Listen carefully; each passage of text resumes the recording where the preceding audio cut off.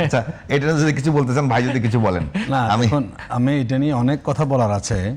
আমাদের কিছুদিন আগে অর্থমন্ত্রী বলেছেন যে অর্থনৈতিক সেক্টরে কোনো পলিটিক্যাল নিয়োগ হবে না, নিজেই বলেছেন, কিন্তু কাজটা হচ্ছে উল্টো। বাংলাদেশ ব্যাংকের গভর্নর বানালেন কাকে? তিনি বিএনপি নির্বাচন পরিচালনা কমিটির সদস্য। তো একজন তিনি নিজের ঋণ খেলাপি, তাকে বানিয়েছেন হলো বাংলাদেশ ব্যাংকের গভর্নর। যেটা গতকালকে করলেন, এটা তো খুবই দুর্ভাগ্যজনক। এতদিন আমরা জানতাম এস আলমের সাথে বর্তমান সরকারের একজন প্রভাবশালী মন্ত্রীর সরাসরি সম্পর্ক আছে। কালকে চেয়ারম্যান নিয়োগে প্রমাণিত হয়েছে যে উনি মূলত সে কাজটা করেছেন। যেই ডেপুটি গভর্নরকে ব্যাংক থেকে তাড়িয়ে দেওয়া হয়েছিল, যারা এস আলমকে হাজার কোটি টাকা লুটপাটে সহযোগিতা করেছে, তিনি আবার ঢাকা 17 আসনের মাননীয় প্রধানমন্ত্রী, তিনি জনসংযোগ উপকমিটির মেম্বার হয়েছেন। এই ফ্যাসিবাদের দোষর ডেপুটি গভর্নর খোরশেদ আলম সাহেব। কি অবাক করা কাণ্ড!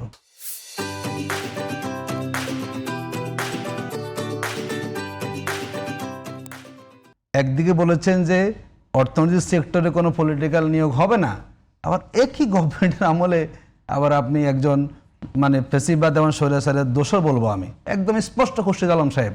এবং তার দরকার ছিল এখন কারাগারে থাকা, কারণ হাজার হাজার কোটি টাকা বিদেশে পাচার করে এই গভর্নর সহযোগিতা করেছেন। তাকে আপনি এখন অর্থনৈতিক সেক্টরে আপনি তাকে হেড বানান, যেই ব্যাংক বাংলাদেশের সবচেয়ে ফেমাস এবং মানুষের আস্থাশীল ব্যাংক। তার মানে হচ্ছে সরকার নিজেরা অর্থনৈতিক সেক্টরটাকে আবার তলানিতে নেওয়ার জন্য আবার এই লোককে বসিয়েছেন। দুর্ভাগ্য বাংলাদেশের জন্য, এই দেশে আবার অর্থনৈতিক ব্যাংকগুলোকে আবার দেউলিয়া করার জন্য এই সরকারের পৃষ্ঠপোষকতায় আবার সেই এস আলমের ঘনিষ্ঠজন ফ্যাসিবাদের দোসরা যখন ইসলামী ব্যাংক বাংলাদেশের চেয়ারম্যান হয়, এই সরকার আর কোনো পজিটিভ কাজকে সামনে আনার কোনো সুযোগ নাই। আপনি খাল খনন করেন আর এখান দিয়ে সব বাংলাদেশের টাকা চলে যাবে হলো বিদেশে। কী করবেন তাহলে সেখানে? আপনি কৃষক কার্ড দিচ্ছেন, ফ্যামিলি কার্ড দিচ্ছেন, আর আরেক দিকে হচ্ছে দেশের ফাইন্যান্সিয়াল সেক্টরকে আপনি পুরো শেষ করে দিচ্ছেন। এখান থেকে এখনই সরকার ব্যাক না করে সরকার জনরসে পড়ে যাবে, এই জনগণ রাস্তায় নামবে। কারণ সে যখন দেখবে এই চেয়ারম্যানের অধীনে আমার ব্যাংকে ডিপোজিট নিরাপদ নয়, সবাই যখন ব্যাংক থেকে, তখন সব কী করবে সঙ্গে যে আমি ব্যাংকে টাকা রাখবো না, কারণ সরকার একজন চোর এবং চোরের সহযোগে ব্যাংকের চেয়ারম্যান বানিয়েছে। তখন পরিস্থিতি কোথায় যাবে? যখন বিদেশে টাকা বন্ধ করে দেবে টাকা পাঠানোটা, যে আমার এটা একটু আমরা রাকিবের আমি ব্যাংকে পাঠাই, যদি আপনি সেই ব্যাংকে যদি সব টাকা চোর বসান, আপনি ডাকাত বসান, তাহলে কেন ব্যাংক পরিস্থিতি ঠিক থাকবে? আমার কাছে মনে হচ্ছে সরকারি বুথে ধরেছে, এই বুথ খুব তাড়াতাড়ি সরকারি ধরেছে।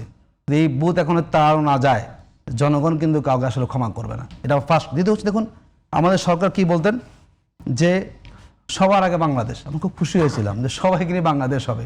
আমাদের মাননীয় প্রধানমন্ত্রী গিয়ে বসলেন, ঢাকা বিশ্ববিদ্যালয়ে তিনি গিয়েছেন, আমাদের খুব ভালো হয়েছে। ওনার ডানে এবং বামে সব ছিলেন পলিটিক্যাল নিয়োগ, ইউজিসির চেয়ারম্যান এবং বিশ্ববিদ্যালয়ের ভাইস চ্যান্সেলর। উনি সেখানে কি বলেছেন যে শিক্ষার পরিবেশ উন্নত হয় না কেন? দলীয়ভাবে শিক্ষক নিয়োগের কারণে।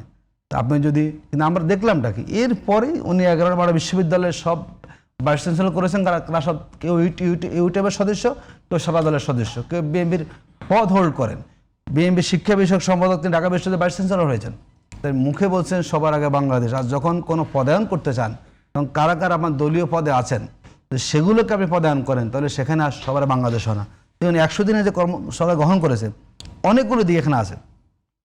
আমাদের সবচেয়ে বড় ক্রাইসিসটা হচ্ছে যে বিচার বিভাগটা, আমরা একটা আশাবাদী ছিলাম যে মানুষের মধ্যে একটা বিচারের প্রতি আস্থা তৈরি হবে, এবং যেই সুপ্রিম কোর্টের স্বাধীন সচিবালয় নিয়ে বিএনপি কিন্তু আপত্তি করে নাই। জুলাই সনদে 31টা দল এবং জোট যেখানে সম্মত হয়েছে, তো যেখানে আপনি জুলাই সনদে আপনি নোট অফ ডিসেন্ট দেননি, মানুষ যেটি চেয়েছে, তো কোন কারণে, কার স্বার্থের কারণে, কোন জনগণ বলেছে, কে দাবি তুলেছে যে সচিব বাদ করে দেন?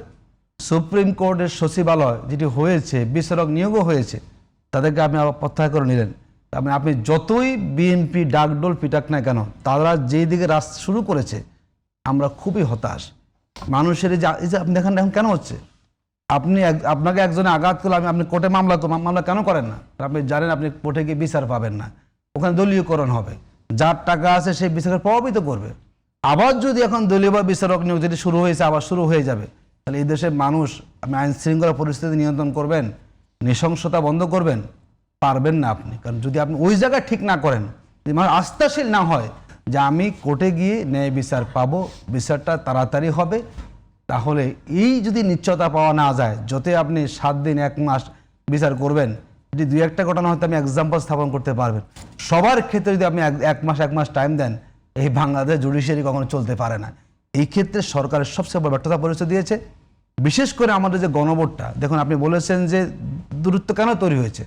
আমাদের নেতা বলেছেন, যে বিরোধী দলীয় নেতা, যে আমরা সরকারকে সহযোগিতা করতে চাই, আমরা যৌক্তিক আমরা বিরোধিতা করব, দৃষ্টি আকর্ষণ পরামর্শ দেব, এরপরে না হলে রাজপথে আসবো।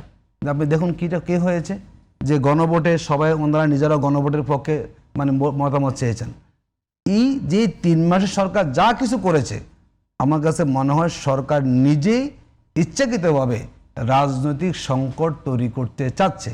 এবং সরকার যখন কোনো সংকট তৈরি করতে চায়, সরকার যখন নিজেরাই আগ বাড়িয়ে কোনো দূরত্ব তখন আপনি চাইলে সে দূরত্ব কমাতে পারেন না। যে আজকে এই কাজটা সুন্দর হতো, যে সরকার তারা শপথ নিয়েছে সংস্কার কমিশনের, সরকার পরিষদের, তাই আমার কাছে মনে হয় বাংলাদেশের এই 3 মাসে অনেক সুন্দর থাকতো।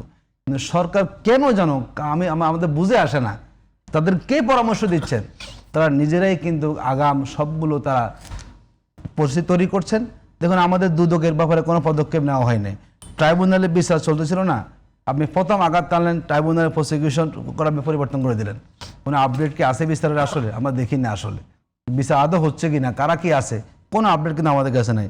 দ্রব্যমূল্যের ঊর্ধ্বগতি, প্রত্যেকটা আপনি দেখবেন সবজির দাম 100 টাকার উপরে। যদি আমি নিজে জানি, আমি দ্রব্যমূল্য আপনার নিয়ন্ত্রণে আসে নাই। জ্বালানি সংকটও নানা কারণে কিন্তু এখনও সেই সংকটটা এখন রয়ে গেছে। এবং বাংলাদেশে এখন যেই দখলবাজিটা বিগত সময়ে ফ্যাসিবাদীরা করেছে, একদম শুধু মালিকানা পরিবর্তন হয়েছে, পুরা চলছে। ঢাকা শহরে যত গরুহাট হয়েছে আপনি দেখবেন, কোনো গরুহাট কিন্তু ওরা সব পেয়েছেন। তার মানে বাংলাদেশের এখন যেই দখলবাজিটা করেছে হলো বিগত আওয়ামী লীগ, এখন একদম 99.9 হলো কি আবার পুরোটাই কিন্তু অবস্থান ওনারা সেখানে তৈরি করেছেন।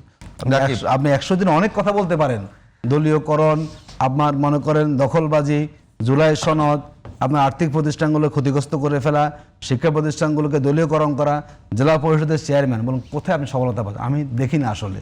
এই 300 দিনে মানে আপনাদের 3 মাসে 3টা যৌক্তিক ভালো কাজ করেছেন, খাল খনন বলতে পারেন আপনি, আর কিছু কার্ড দিয়েছেন, এর বাইরে 3 নম্বরটা কি, এটা আমার পক্ষে বলা আসলে সম্ভব না। কিন্তু আপনি চাইলে কমপক্ষে এরকম 30, 40, 50টা বলতে পারবেন, তারা ব্যর্থতা পরিচয় সেখানে দিয়েছে।